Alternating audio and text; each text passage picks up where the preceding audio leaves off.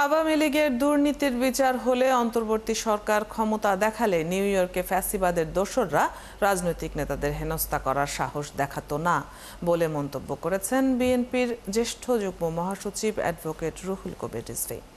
সকালে রাজধানীর শেরেবাংলা নগরে বরগুনা ও পিরোজপুর জেলা বিএনপির নবগঠিত আহ্বায়ক কমিটির উদ্যোগে সাবেক রাষ্ট্রপতি জিয়াউর রহমানের সমাধিতে শ্রদ্ধা নিবেদন শেষে এই মন্তব্য করেন তিনি। বলেন, বিচার হচ্ছে না বলেই দেশে বিদেশে আওয়ামী লীগ ও তার দোসররা নামার সুযোগ পাচ্ছে।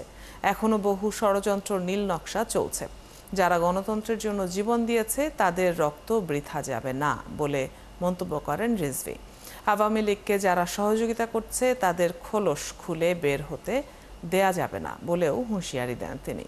এ সময় সাংবাদিকদের প্রশ্নের উত্তরে নিউ ইয়র্কে বিএনপি মহাসচিব মির্জা ফখরুল ইসলাম আলমগীরকে হেনস্থার বিষয়টিকে ইউটিউবে বানানো ও ভিত্তিহীন বলে দাবি করেন তিনি। আজও বহু ধরনের ষড়যন্ত্র চক্রান্ত, বহু ধরনের নীল নকশা, বহু মাস্টার প্ল্যান এখনো শেষ হয়নি।